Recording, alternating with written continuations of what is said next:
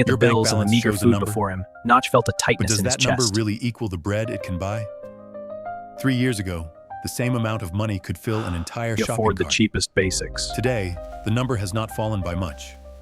But the cart empties out first. 这点余额 A 连 lot 下 of 个月的 people are 房租 running 都 into 快 the 凑不 same 齐了， problem. You think what you saved is money?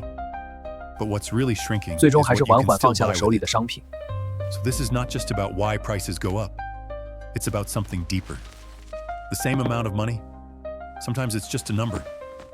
Other times, it's something closer to real wealth. Why? Let's start with two people. Sarah is a public middle school teacher in New York. She keeps 60% of her retirement fund in US Treasuries. A 2.5% annual return is not high, but at least it's safe. At least that's what she has always been told. But over the past 3 years, her family's grocery bill has gone from $600 a month to $850. That's an increase of more than 40%.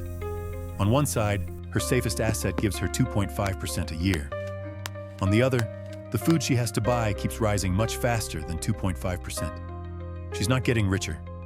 She's watching her purchasing power leak away, little by little. You might think, then why not just leave the money in the bank? Not so fast. Look at someone else. Mike writes code in Silicon Valley. He makes $200,000 a year. That does not sound low. To a lot of people, that already looks like success. Mike set a goal for himself. He wanted to buy a home in Palo Alto, in a good school district. 3 years ago, he estimated he would need about $250,000 for the down payment. Now, for the same kind of home, We he needs can't break free from this $400,000. chain. He's not getting It's closer. so close, yet feels He's like a chasing million car miles that's away. already pulling away. We'll never reach it, His will we? salary is still rising. But the house is rising faster.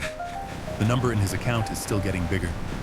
But the thing he actually wants is getting further away. House prices keep climbing. We're falling Sarah behind. relies on Our treasuries. wages barely move. Mike The relies gap on is his widening. salary. The target And moves somehow, further away. both of them end It's up all passive. Sarah, this is your share So of the where is the national real debt. problem? Mike, your Is it wages that and the treasuries prices you are can't not afford. safe? The pressure connects us Is all. it that salaries are not high enough?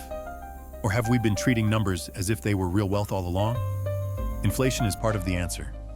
But the real problem sits below prices are going up. Because most of the time, we are too quick to treat the number in an account as if it were already solid wealth. But in many cases, it's closer to a promise people still agree to honor. For now. Think about a simple question. Why is a $100 bill worth $100? Not because the paper itself is expensive. It's because the central bank says it's worth that much. The bank says it's worth that much. The grocery store accepts it too. You hand it over. The other side nods. And the transaction goes through. The numbers in your bank account work the same way. The bank says those numbers represent your deposits. The market says that price represents your assets. As long as everyone keeps recognizing them, those numbers don't look much different from real money. The weight of it In other all is words, fracturing A everything. lot of what you think The of as pressure is money tearing it is really a apart. promise. What now? As long It's as broken the system beyond is still repair. running smoothly, Left with and nothing people but still emptiness. accept that promise, The numbers it keep doesn't look climbing. much It's different getting from harder to real money. breathe. I can't hold them all back. and that is where the The problem weight begins. is crushing me. Once that promise It's starts all to be past questioned, due. There's no way things out. change. That's why, in the last few years, so many people have had the same hard-to-name feeling. The numbers are still in the account, but the things those numbers can buy keep slipping away. The asset still says safe, but the feeling of The safety weight of it gets all thinner. crushing down. The paycheck is Numbers still going rising, up. no escape in sight. The things that The really system matter, envelops everything, even housing, me. insurance, Warnings flash, tuition, but I remain food, trapped. are rising even faster. Ordinary people feel it first in the shopping cart and the down payment. At a higher level, countries run into the same thing. And in 2022, one event pushed that problem all the way to the national level. That year, the G7 froze close to $300 billion of Russia's foreign exchange reserves. What made that moment so unsettling was not just the size of the number. It was that, for the first time, a lot of people saw something clearly. Even a country's money, sitting on the books, is not absolutely safe at all times. Paper wealth can also be restricted, frozen, or suddenly stop meaning what people thought it meant. You might think, that's a matter for states. What does that have to do with me? It does have something to do with you. If even paper reserves at the national level can be frozen, then are the numbers in an ordinary person's account really stable forever? At that point, the question changes. People used to care more about return. This pressure is Now mounting. more and more people are starting to The care system about something demands else. more. If paper promises The can be resources are repriced, there, but out then of what holds reach. more firmly? But ordinary people's That's why digital gold, lives. energy, and critical minerals began to be seen differently again.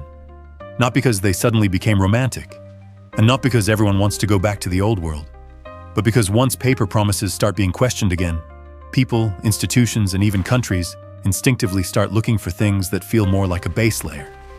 And this is where people get confused most easily.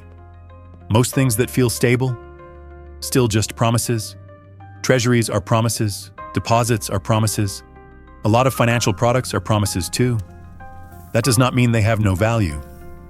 It means their stability also depends on conditions. They work because others keep recognizing them, keep honoring them, and keep the system running. So what looks more like a base layer? Not the thing that goes up the fastest. And not the thing with the best story. It's the thing that doesn't lose its meaning all at once, just because fewer people are willing to nod along. Assets aren't A bar meant of to just gold stay is still put. gold, The key even is if how nobody these is talking supports it up. connect. So A barrel they of uphold oil the can still entire burn, system. even if market sentiment turns bad. Critical minerals, energy, food, these things are being taken seriously again, not because they are perfect, but because they are closer to the things that actually support the system. Of course, that does not mean you should go out tomorrow and start hoarding gold bars. That's not the point. The point is that you need to start looking at your wealth from a different angle. Every dollar you hold, every financial product you own, every number sitting in an account. What is really standing behind it? Mostly a promise? Or something closer to a base layer? That question does not decide how much money you seem to have today. When the environment shifts, what happens to your purchasing Cash power? reserves are thinning. Does it hold, The projections or look does it keep optimistic. leaking away? Data flow is overwhelming. That is what this question The decides. pressure is mounting. So go back to the 压 question 力 from the 正在一 beginning. 点点削弱我的购买力。 Does the 环境 number 一 in your 变， bank 真正 account 受测 really 试的 equal the 是我 bread 的 it 购 can 买力 buy? 啊！ Not necessarily. Sometimes a number is just a number, but at other times, the number is only the surface. What really decides whether it still holds value is whether the promise underneath it is still stable. You think what you saved is money, but in certain periods, what you may really have saved is only a promise that has not yet been fully questioned. And for ordinary people, the first step is not panic. It is not picking a side right away either. The first step is simply to look honestly at what you own now. How much of it is just a number? How much of it can actually hold you up?